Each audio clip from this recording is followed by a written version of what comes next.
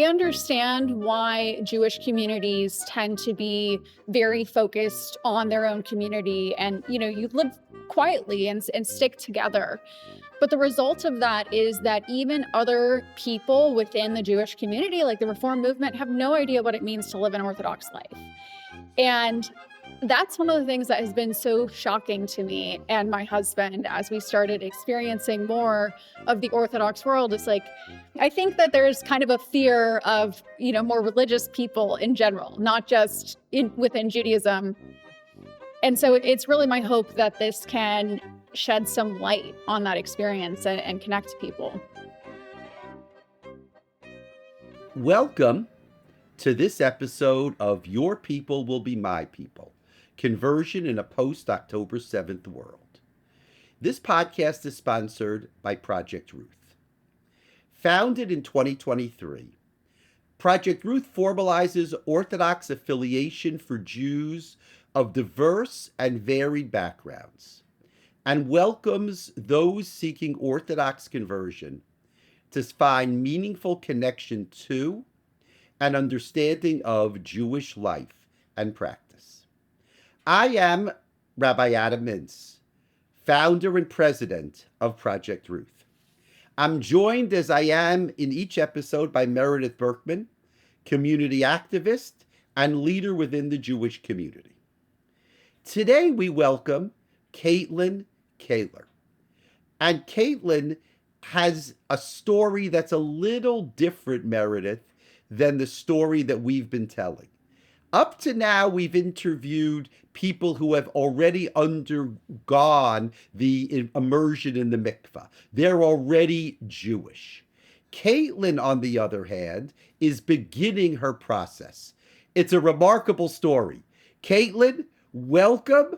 Tell us a little bit about yourself. Hi, I am Kaitlin. I am an author and also I do cultural storytelling. So I talk about fashion, travel, and maximalism and how aesthetics relate to identity. For me, fashion and aesthetics has always been much more about learning about, a people or a history than it is just an aesthetic thing, which is actually one of the first ways I became interested in Judaism. I was very interested in tznius fashion and how Orthodox women were presenting themselves. But my journey started in Idaho. I grew up in Boise, Idaho, which is a lovely community, but has an extremely small Jewish population. And then in my 20s, I moved to Asia, which also has an extremely small Jewish population. Which I have been a part of in my past. I moved there 3 days after my wedding. I know it well. We can talk about it offline. Oh, I can't wait. So I have always been extremely interested in all religion and how it impacts, history and our interactions. And as I got deeper into my 20s, I found that I had a really strong affinity for and a desire to stand with the Jewish people. I had more and more Jewish friends, but I really did not know very much about it. And then in 2020, I met my husband, who grew up as part of the Reform movement, but very much a secular Jew. And just for fun, because he knew that I had this interest in religion, he suggested that we take this Intro to Judaism class through the Reform Temple. And that was really my first foray into it. And I swear it took me 3 years to understand what I had learned in that class about Judaism, because coming up from this background where I was surrounded by a lot of Mormons, and then also my family was Catholic, the way religion is approached is so different in Judaism, and it was really, really hard for me to wrap my head around. I remember having this initial conversation with, the rabbi and asking, so who's a Jew? And she responded back with 10 other questions, and I was so frustrated.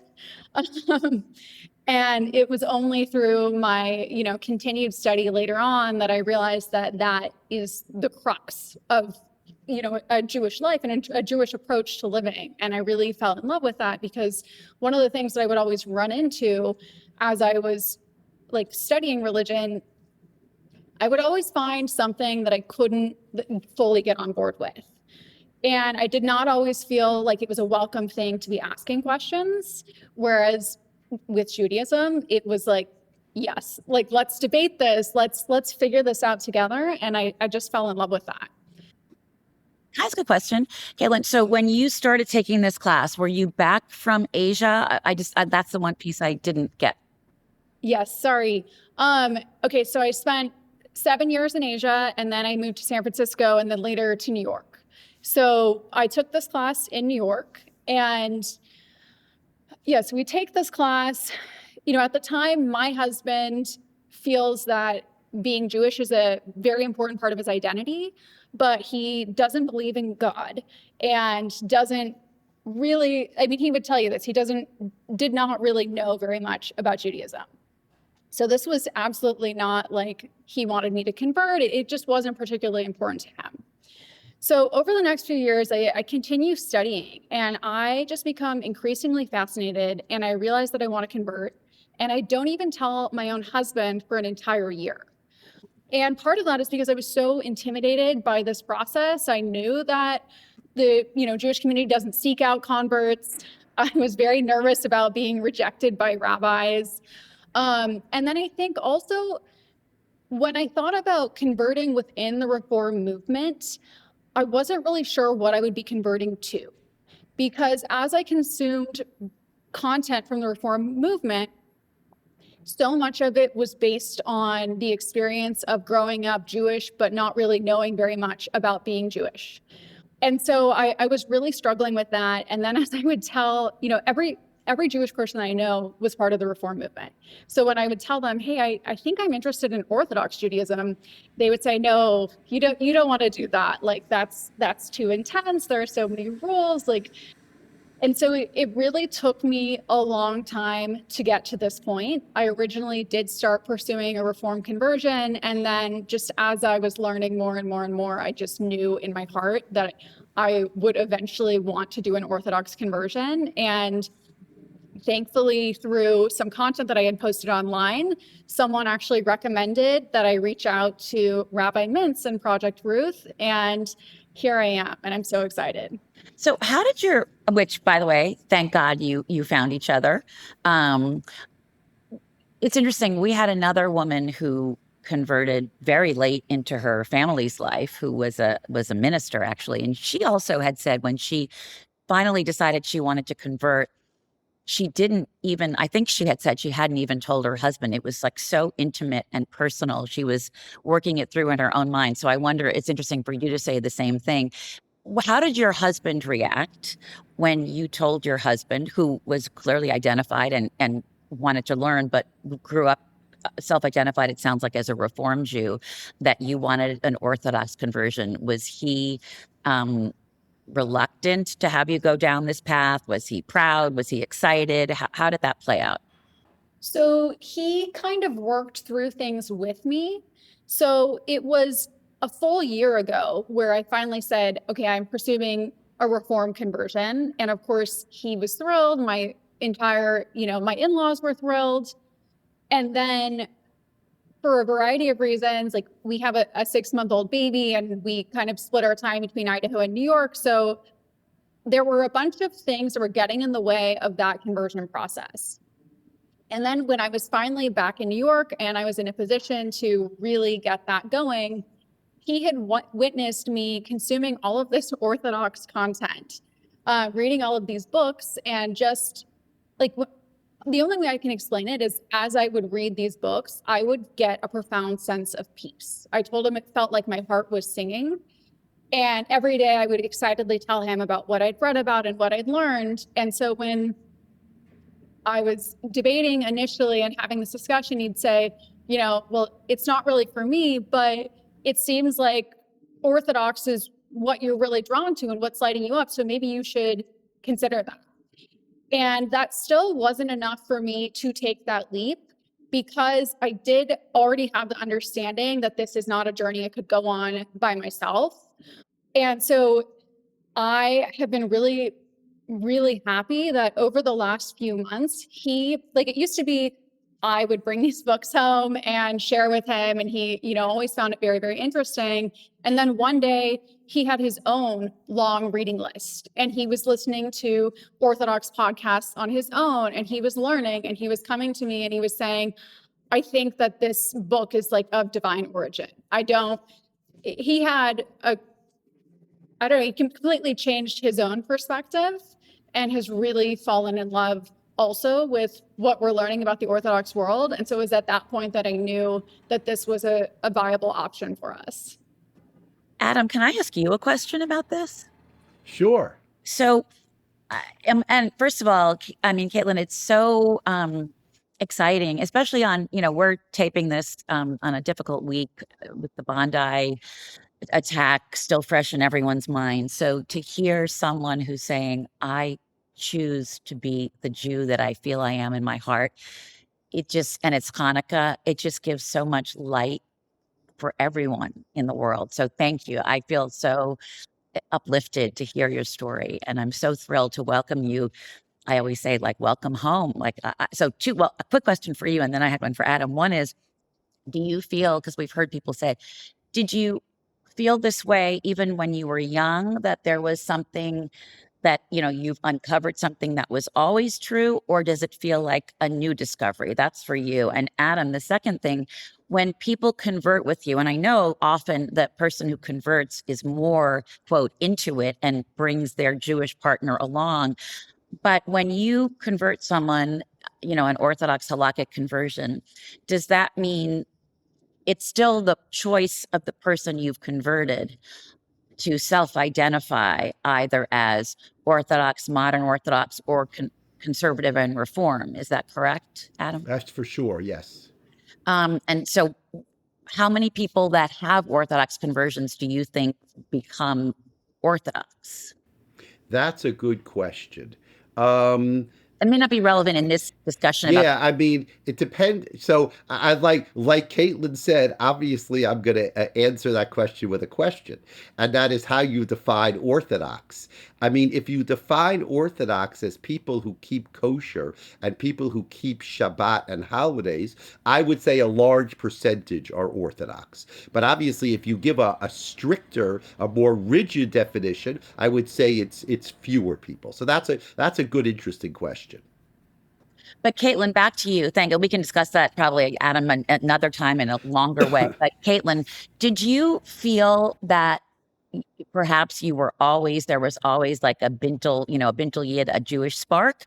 Or do you feel like it's something that you've been blessed to sort of come to feel? I wonder about that. The best way I can describe it is that it really does feel like coming home. I'm someone that, growing up in Boise, Idaho, I always had a very global worldview, which was extremely abnormal. So I always had this sense that I was kind of out of place wherever I was. And then I moved to Hong Kong, and I'm the only blonde girl in, a school of 600 people. So I was very used to being different. And it's been very interesting because now, as I'm getting more involved with the Orthodox community, I do feel like there's just a natural rapport. I feel more naturally understood. That's the best way I can describe it. Thank Can you. you talk for a minute? I want to talk, I mean, your exposure, because you have posted your story on social media, which I think is a very interesting piece of the story. But can you talk about your exposure to synagogue life? Means part of this for you and your husband had to do with getting involved in synagogues. What's your experience been with synagogue life? Sure. So the very first time I entered any synagogue, it was a Chabad synagogue, and it was before I'd ever even taken the Intro to Judaism class.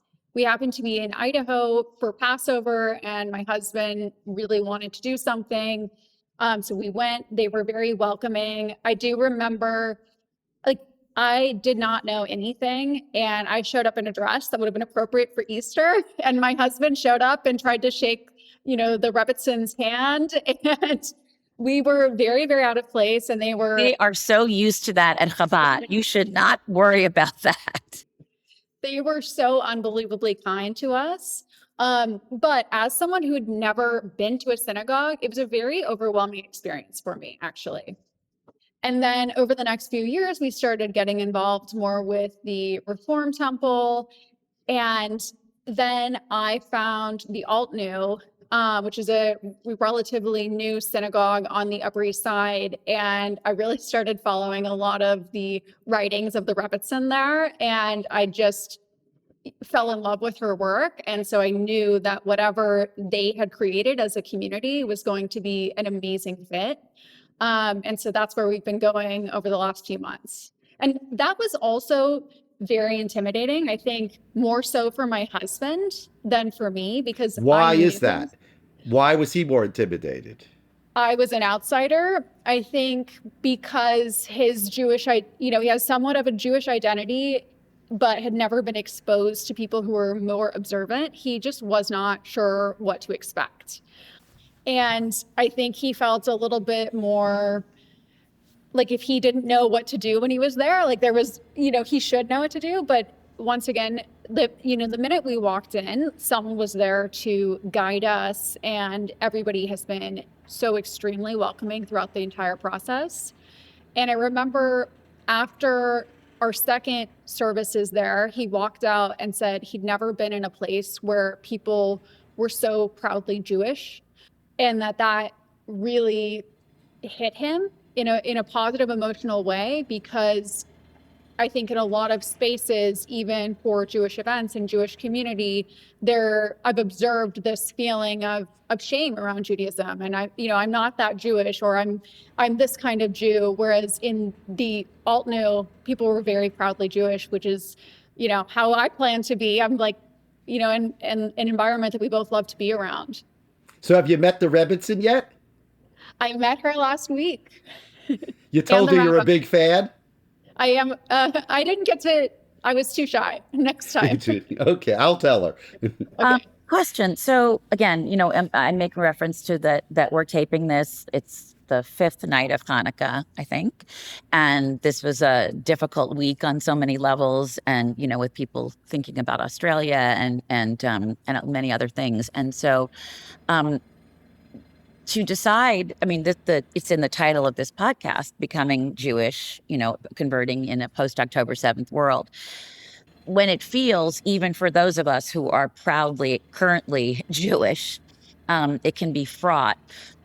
Does it ever give you pause? Does it ever make you feel afraid? And I would really ask any person that right now, because I will tell you, a woman that I know said to me that last year she, had her menorah in the window, and she had one up this year, one of my neighbors, and then she took it away. And I thought to myself, well, that's funny. After everything that happened, I made sure there's one in every window. And I think that people just respond in different ways. I'm not judging her response. Everyone has their own response. So I guess I want to ask you, at this stage in your journey, what has been your response to all of this that's happening in the world to Jews? So the first moment that I started thinking about any kind of conversion, anti-Semitism was the first thing in my mind. I thought, even though this, is a group of people I love and I deeply connect to, for practical reasons, maybe one person in my family shouldn't be Jewish, which is horrifying that is something that even needs to be considered. But it's the reality. And so I really grappled with it. And then I've just had this continuing growing desire that totally overwhelms it. And people in my life have also been concerned about the fact that I am speaking publicly in support of the Jewish people on social media. And I feel an obligation to do so, honestly. I do think one of my unique gifts in this world is to connect disparate concepts and disparate people and to foster understanding. And I figured that if we can, maybe it's naive, there are people that have been at this a lot longer than I am, but I do think taking the time to explain and try to connect with people can help. And so that's what I hope to do. Do you get a lot? I mean, got kol hakavod. I think that's beautiful and powerful and important. And that's a candle that needs to be lit bright in the windows, genuinely. But do you get a lot of hate when you post that? I got an overwhelming number of positive, welcoming, kind messages. And then I'd say 95% of the messages I got were so, so wonderful. And then the 5% of messages that were not were absolutely despicable, not mild, criticism, not, oh, it's not for me, like absolutely disgusting, vile messages. So then you stop, just don't read those. Just, it's only 5%. Just don't read them. Block them and don't read them. Report them, block them, don't read them. Exactly. So again, this is people are going to watch this after this week, but I think it's important, Kaitlin. You talk about how your husband went into Altnoy and they were proud to be Jewish. So the rabbi, well, one of the people who was killed in Bondi in Sydney, was a 41-year-old, we say, young rabbi in Sydney, and his father-in-law delivered the eulogy. And the father-in-law said that the only way to respond is not to be scared, because that's what they want. We need to be proudly Jewish. So I know when I'm going to tell that rabbi in Australia, how that was your reaction to the first, to your Orthodox experience, that you went into shul and that people were proudly Jewish. And that's such an important thing now. That's what Meredith talked about. Lighting the menorah in every window is such an important reaction. Now, so your story, Kaitlin, is amazing, and we're so excited to be able to work with you, to learn with you, and to watch you and your husband grow, and your daughter in this Judaism. But you share your journey with other people, with many, many other people on social media. And you have received a huge number of responses. When you said most of them are positive and 5% are negative, but that's a lot of people. You're not talking about 5 people. You're talking about a lot of people who've responded. And one of your posts talked about how you started with a Reform conversion, but now you decided you wanted to go Orthodox. What's your feeling about this journey as expressed through social media? Well, I've heard that people are cautioned against sharing their conversion journeys, that this is a very intense process and that people, change and different things happen. But I've always believed that we learn through other people's experiences. And so it's my hope that if someone is curious about it, that they find the journey less daunting. And if they are, like, I am taking a path that's rather untrodden in my community. To be honest, I have not even told my in-laws yet that I'm doing the Orthodox conversion. Well, don't send them this podcast until you're ready. I mean, I'm going to tell them this week, but it's something that, as we've, been expressing that it's something we're even considering, we're met with a lot of skepticism and a lot of confusion around that. And, I think I understand why Jewish communities tend to be very focused on their own community and, you live quietly and stick together. But the result of that is that even other people within the Jewish community, like the Reform movement, have no idea what it means to live an Orthodox life. And that's one of the things that has been so shocking to me and my husband as we started experiencing more of the Orthodox world. It's like, they're just, people like you. I think that there's kind of a fear of, more religious people in general, not just within Judaism. And so it's really my hope that this can shed some light on that experience and connect people. Now, what is you? First of all, that's beautiful and really powerful for all of us, again, especially this week. What do your parents think about this journey? Your parents from Boise. I don't think my parents fully understand it, but they're really excited. Like, they have always had a very positive view of the Jewish people. They were really excited when I started dating my husband, and they have also seen how much this learning and this community has lit me up. So they're fully supportive. here's the part where, as a Jewish mother, I'm thinking, okay, is there some way her parents were conversos, but they had no idea and they're really Jewish? I mean, that's like a very Jewish thing. I think that's beautiful. And I love how you say how it lit you up. I mean, you seem so lit from within, just, you seem like someone whose inner beauty is reflected in her outer beauty. And certainly in this conversation, there's so much light. It's like making me feel so elevated to hear. I mean, all of these stories are so beautiful, but especially in this moment, I really am so grateful to hear about this. And tonight, when we're lighting our candles with my kids, I'm going to tell them about talking to you.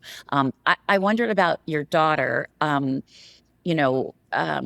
you have her converted at a certain point, so that, because since you gave birth to her when you were not Jewish, how does that work? And Adam, maybe Kaitlin, I'll ask you that, and then Adam can sort of fill that in for us too. My plan is definitely for her to convert, but I'll let Rabbi Mintz tell us what that's going to look like. Okay, well, first, I'm going to tell you what it's going to look like. Then we'd love to hear. My question, so Meredith and I think alike. My question was going to be whether the birth of your daughter, what's her name? Delphine. Delphine, whether the beautiful name, whether when Delphine was born, whether that made you and your husband think differently about your Jewish experience and the potential of raising her Jewish. But let me first answer my part of the question, because that's the deal, right? I can't ask a question to answer a question. And when you convert, Kaitlin, she is going to convert with you, because that's what's so nice about creating a Jewish family. And that is that He goes in the mikvah with her. Right. She's going to go into the mikvah with you, because your commitment, you and your husband's commitment, is going to be reflected in how you bring her up. And she is too young to actually study now. But I'll tell you an amazing law in the Talmud. The Talmud says that we convert children based on the fact that their parents are willing to bring them up as Jews. But when a girl reaches 12 years old, we ask her whether she likes her life. Now, I've been in this business for a long time, and no one has ever said anything but positive. But it's so interesting that it has to do with your education, with how you're brought up. And we actually ask them, do you like the way you were brought up? I guess it's possible that a child would say, I didn't like the way I was brought up. I don't want to be like my parents. But you see, in the positive, you see how wonderful it is that the children are brought up in a Jewish house, and then we ask them to confirm their love of Judaism when they actually reach 12 years old. And do the kids then have to go back into the mikvah? No, they do not. So is there an age, like Delphine, what a gorgeous name, Delphine, and at that point, Delphine would be given a Hebrew name, right, at the conversion. Right. Is there an age, let's say you have a 10-year-old child and the mother decides to convert, is automatically that child, like, is there an age by which it has to be different? Like, would a 10-year-old child go in the mikvah? What if the 10-year-old child said, well, I don't want it? Like, how does all of that work? That's a good question. I mean, until 12 years old, the parents make the decision. But obviously in 2025, it's not like it was 1,500 years ago. And children have a lot more agency than they did 1,500 years ago. So I guess as the children get older, I've got four. Right? I'm saying, we as parents, know the risks of that. But they would obviously have their own agency. But technically, according to Jewish law, until they're 12 years old, it's the parents' decision. That's so interesting. Oh, I'm excited to go in the mikveh with her. So tell us about how Delphine's birth affected the way you guys were thinking about this. So Delphine was actually born via surrogate, because I have some health things. But the minute we knew the surrogate was pregnant and that we were expecting her, we started talking about the values that we wanted to instill in her, because I think we both feel it's extremely easy if you do not give children and a family a framework for morality, then it gets replaced by whatever society is pushing, or, consumerism. And so we were talking about it a lot. And I think it's one of the biggest things that really brought my husband to where he is, because I was already there. I've been ready to be Orthodox for like a year and a half now. And, we debate a lot of different things. We look at different communities, and there was always, there were beautiful things in a lot of different communities, but nothing that really felt like a fit.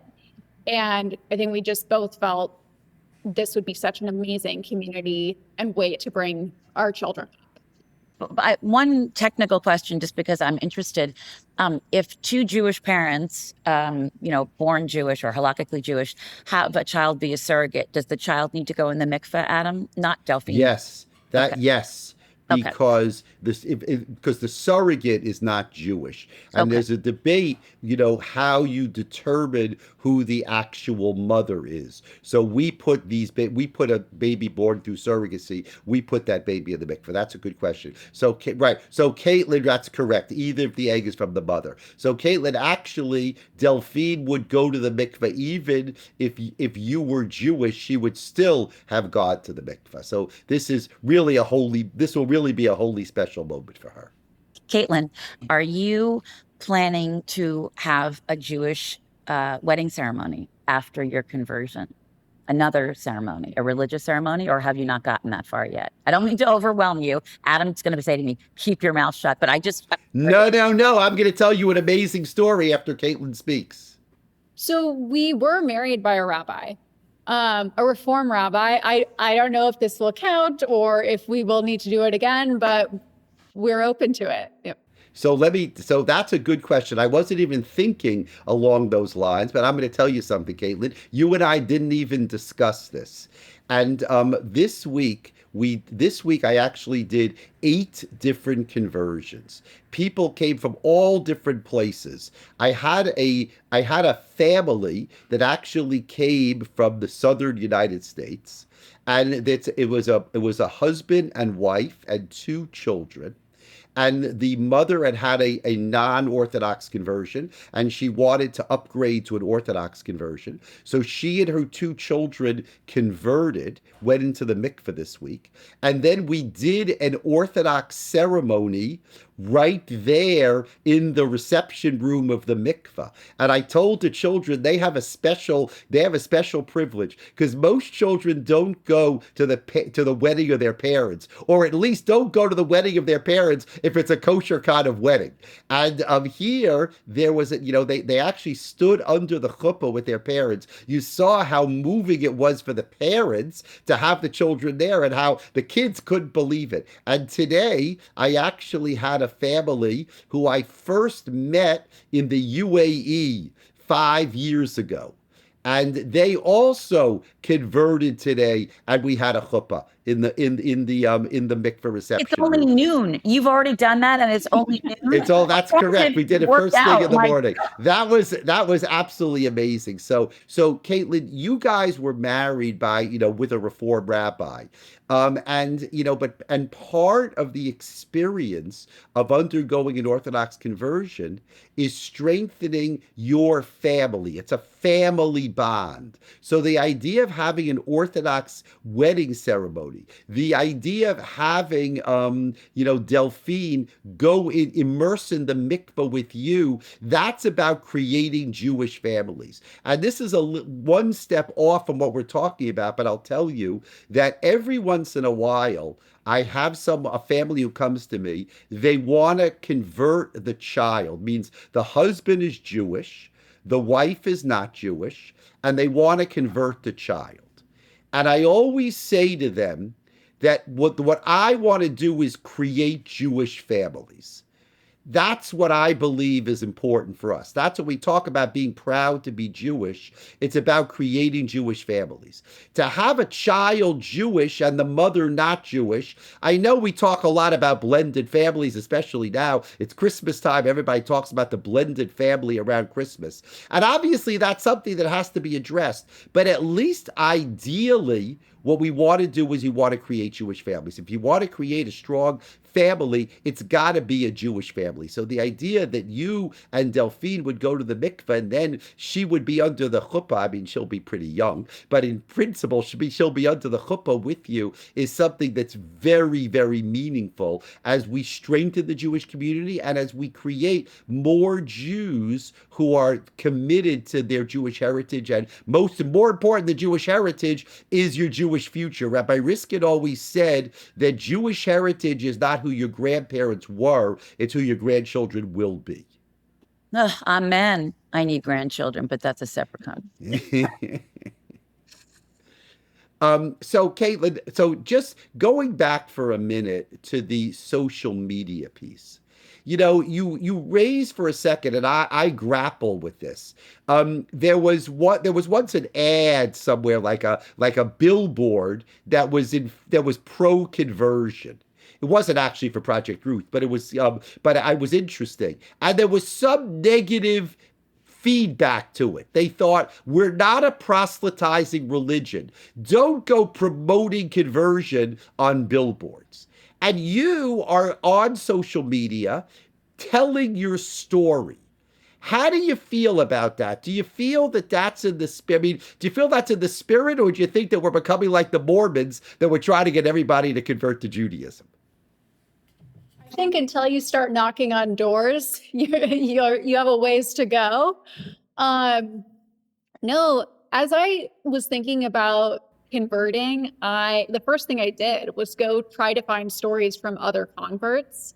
And I think, fortunately or unfortunately, the story of someone converting to Judaism is not particularly interesting to people who aren't interested in converting to Judaism.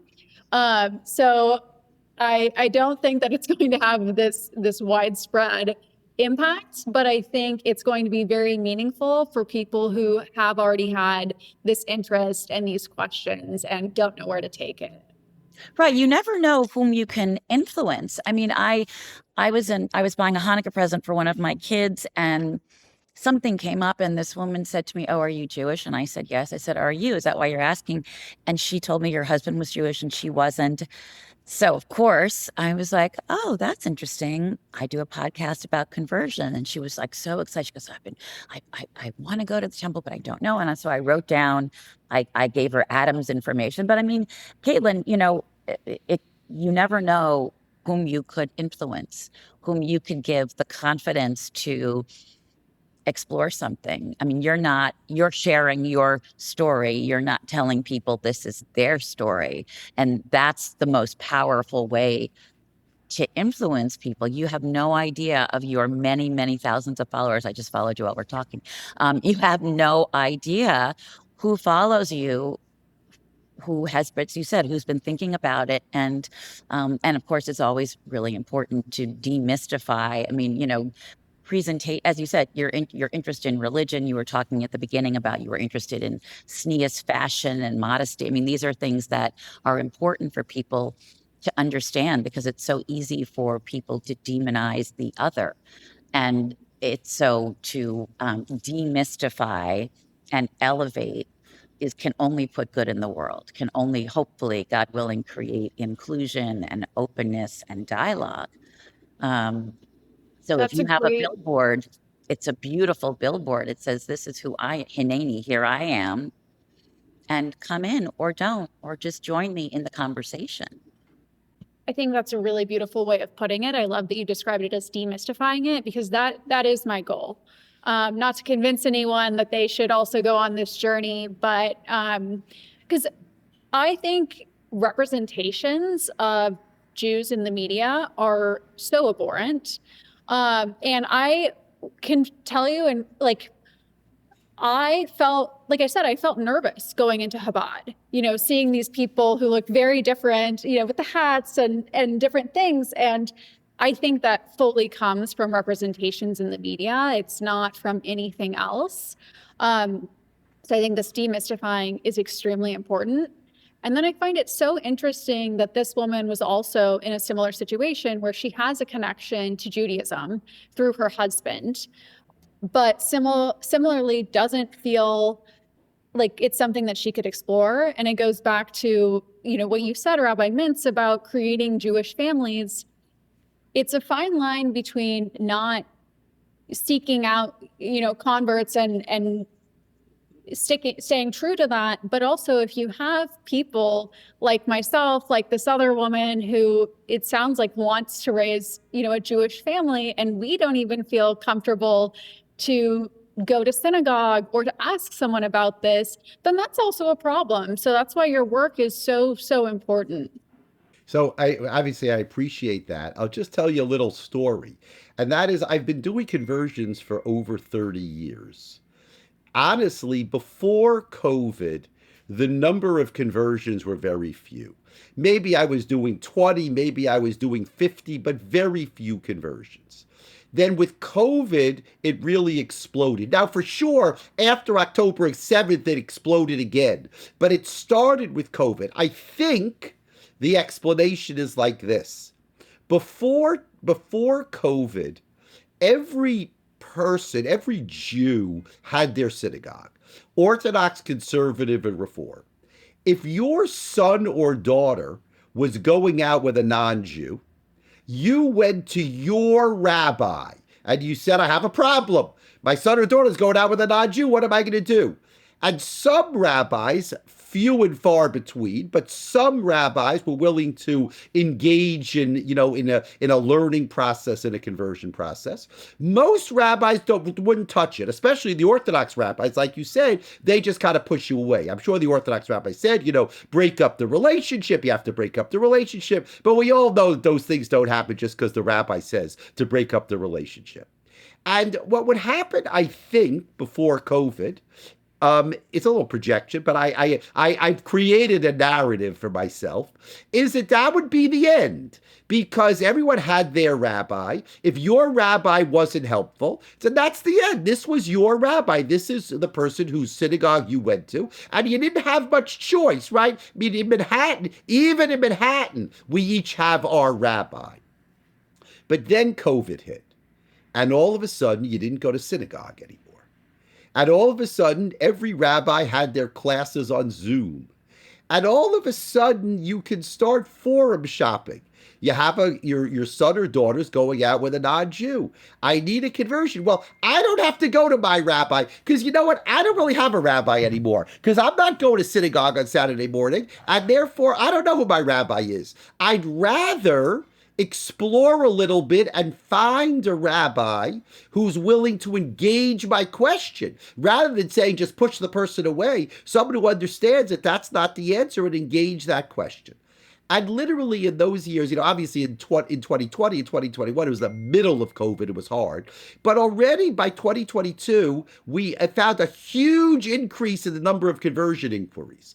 And then after October 7th, where people felt, and again, that's what you talk about, there's so much negativity towards the Jewish community post-October 7th, but the positive feeling, the people who want to stand up and be proud, who are connected to Jews, who are married to Jews, who have Israeli boyfriends, that number really, exploded in a way we couldn't imagine. I'll just tell you that in 2024, I converted about 100, I'll tell you exactly, 171 people. We're still doing more conversions next week, so I don't have an exact number, but we're going to top 200 conversions in 2025, probably 203 or 204. And I'm already preparing for the fact that 2026 is going to be even more, because people, part of it's related to the fact that my program is more organized. But in terms of the inquiries, I'm already this morning, make fun of this morning, already this morning, I onboarded 2 new people. One person who who drives a truck in Scottsdale, Arizona, found that fell in love with Judaism and wants to join Project Ruth. And someone else who has a German boyfriend, and this German boyfriend wants to join Project Ruth. So there's amazing stories. So, and what Adam and Kaitlin also, is it that I sometimes wonder if when there's rising anti-Semitism, then the counter to that is there's rising, I won't call it, there's rising I won't say rising pride, but then there's more of a need to stand up and be counted, right? And so I wonder if that is so compelling to people who may have thought of it or not, to see people who, despite everything, despite the feeling of danger or insecurity, are, clearly so willing to stand up proudly. If that what would seem counterintuitive, right? That why would you want to join a club that's under attack, that, like, on a very deep human level, for those who perhaps hadn't thought of it before, but that, wow, there's something so compelling about a family, a peoplehood, and a religion. Maybe there's almost more, there's more positive representation because people are even on social media. There are people since October 7th who've become, Jewfluencers, of all different ages and different walks of life, because they feel the need to speak up. And maybe the more that people see that, the more they're interested in learning. Why would you want to, if this is a peoplehood and a religion? So while I agree with you that there are very problematic representations often of Jews in the media, maybe social media, while it's full of venal things, is also full of people like you, Kaitlin, who are proud about their Jewish journey or feel the need to speak up. And so that does spread the word. And Adam, speaking of spreading the word, of the people you convert, you're creating families. So the exponential and, God willing, generational importance for every one or two people you convert, God willing, you're doing God's work of putting more and more committed Jews in the world. Both of you are. So thank you. Thank you, Kaitlin. Thank you, Meredith. I couldn't say it better. Kaitlin, any final thoughts? What you're doing is amazing. And what's going to be great is to be able to bring you back on the podcast after you complete the process with Delphine. And that's going to be amazing to hear what you have to say after the process is over. When is that? Is that in the coming year? That'll be in the coming year, yes. Oh, I'm excited. Can I teach you to make challah whenever you're ready? I would love to give you a challah lesson. Yes, please. I cannot wait. Thank you both so much for having me and for all of the work you're doing with Project Ruth and for the community. I'm so excited and grateful to be a part of it. Thank you so much. Happy Hanukkah. Enjoy your trips, your vacation, and we look forward to great things together. Be well.